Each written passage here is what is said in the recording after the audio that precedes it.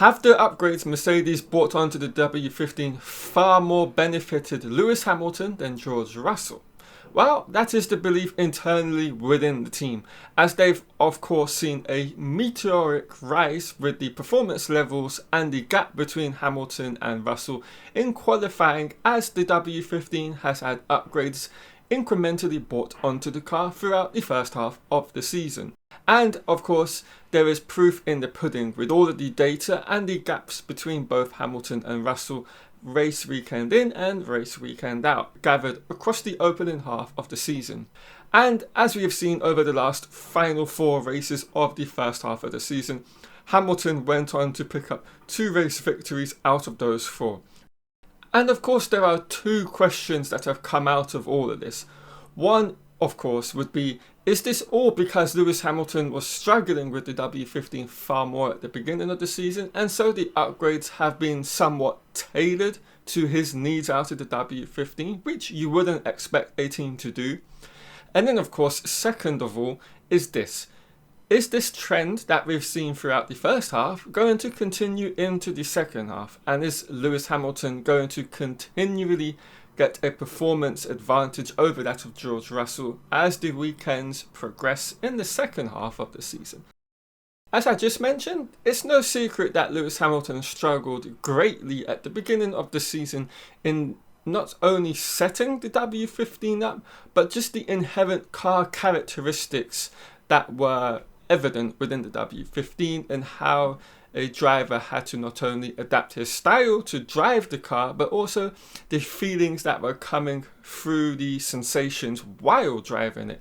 And this is something that Andrew Shovelin has alluded to in this latest news article, from which he stated that the characteristics just didn't suit Hamilton, and as a result they were continuously doing these kind of outlandish setup experiments race weekend in and race weekend out, as they tried to find a setup from which Hamilton could extract near the peak performance of the W15 in that time period.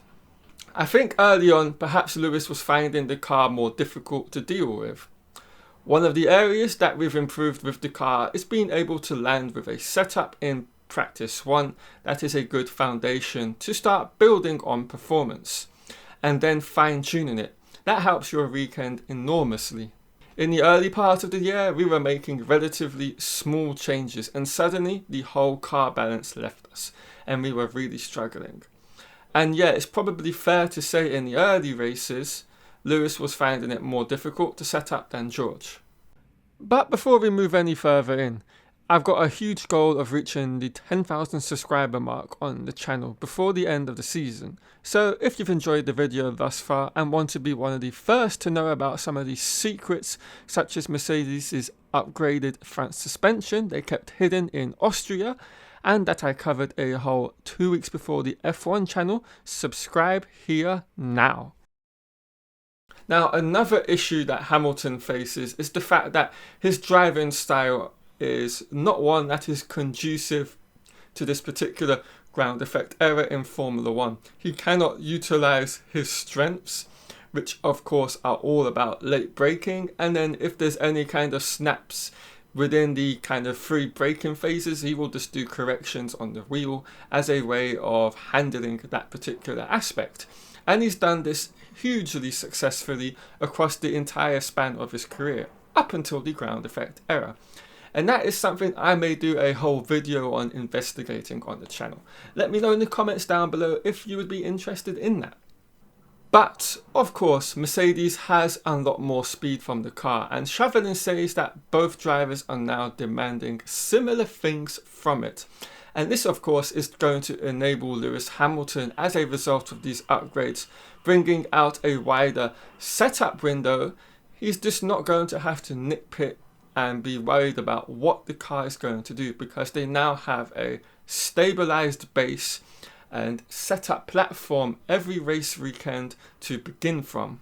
And he knows he's not going to have to search into the deep trenches in a direction that they wouldn't necessarily want to go off in.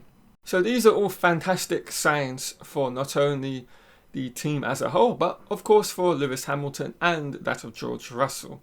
And this now then turns our attention to that second question that I spoke about a little while ago in the video. And it's all about, is this performance gap that has steadily closed throughout the first half going to continue in the same trend?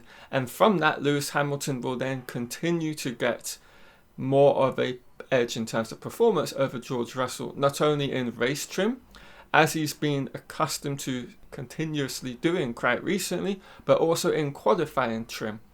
Now, that is one particular question which is very hard to predict.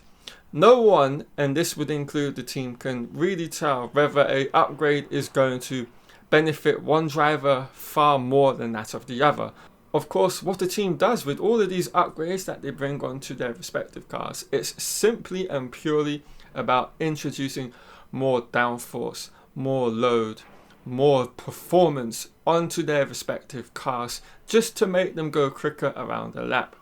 And if as a result or as a consequence the new upgrade brings about a characteristic which is more beneficial or suits one driver more than the other, that is just a natural result of the upgrade. And then it's up to the driver and his engineers to kind of find a way around an issue, if it's one for them, or if it's not, leave it as is. And these are just the things that no one can help or to even know about before they jump into a car. With these upgrades, it's like going into the unknown. You know how to drive a car, you know how the characteristics and the feeling of that car is before these upgrades, and you're almost going into it blindly, because even though they've been testing them out in the simulation tools that they have, like the sim back in the base, it's completely different from how it's actually going to feel out on track. And that's where the answer to that particular question lies. It's a case of throwing it on the car and just seeing how it feels and how it performs for these drivers. And there isn't much they can do up until that point and moment in time to see whether it swings one way or the other. And it just might be that this upgrade from which they introduced in Spa, for example, but took off the car and will reintroduce this upcoming race weekend onto the W15. It could benefit George Russell for all we know more than Lewis Hamilton, or vice versa. So it's going to be a case of watching the weekend unfold and see where the performance levels of both drivers ends up. But there is one thing for certain: the team as well as the drivers will be confident in the fact that they got on top of the issues with that Belgium upgrade package with the new floor, and they're going to expect to see a performance increase from the W15 this upcoming weekend. Well, not this weekend, this upcoming race weekend, 2 weeks time in Zandvoort. And it should be a great weekend, because I think the performance gaps between all of the teams are going to be extremely close. And I predict that a couple of drivers will make the difference on whether they're near the front and fighting for race victory, or whether they're a bit further down the field and not fighting. But that's it, guys. I am going to wrap this video up here. I hope you've all enjoyed it. If you have, do leave a like on the video. If you're new and have enjoyed the content, do subscribe and hit the button down below, and turn on notifications for all future Formula 1 videos on the channel. Alright guys, I will see you all later on in the week, potentially with some more Formula 1 videos.